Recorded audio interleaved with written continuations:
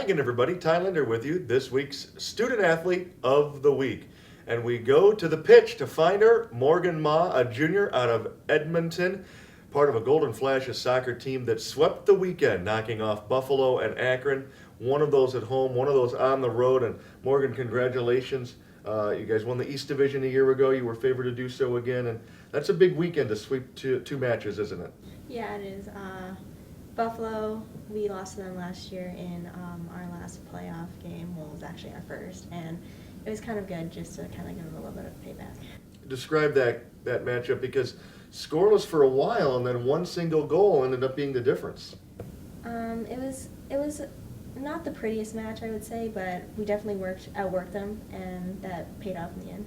Was there any sense of maybe trying to avoid looking ahead because you knew you had the Wagon Wheel event coming up on Sunday and you didn't want to look past the Bulls, especially playing at Zeller Field? Right. Our team tends to take every game one game at a time, so just focus on that one game. Don't look behind or ahead. Just focus on that one game that you have. Well, you end up going over to First Energy Field and were able to keep coming back. But that was a back and forth type match. It had to be exciting to play in. It was definitely an exciting match to play. Akron, always good to play against them. It was a relatively close game, I would say. First half, we didn't have our greatest start, but we picked it up in the second half, and we managed to get the win in the second overtime.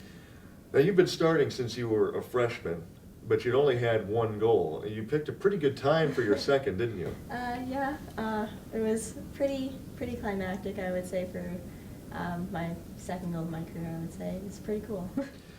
I want to rewind because she did have the game winner against the Zips in the second overtime, but before that, more drama with the 89th minute coming upon. You're still losing at that point. Yeah, we were pressing pretty hard. Thankfully, the ref was on our side. I would kind of say he was stopping the clock at any chance he could get, and I think that we got our penalty as kind of a equalizer because their penalty, I would say, wasn't exactly a penalty. Walk me through your game winner in the second overtime. I believe we kept the ball alive. Sarah Henderson did, and passed it to Jess Ronda. Jess Ronda took it down line, and she crossed it in the box. Stephanie Hoff kept it alive, and it bounced off the keeper, and then one of the defenders attempted to clear it, and it just came right to me, and I lofted it over the goalie, and it was in the back of the net. So the Golden Flashes get a very valuable single point in the PNC Wagon Wheel Challenge, but for the soccer team, a big 2-0 weekend. And Morgan, where do you guys go from here?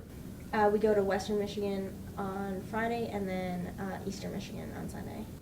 The Golden Flashes soccer team with those two big wins right back into the conference race. Keys going forward, Morgan, for you and the team? I feel like we just need to stay cohesive and keep taking one game at a time and starting off strong with every single game.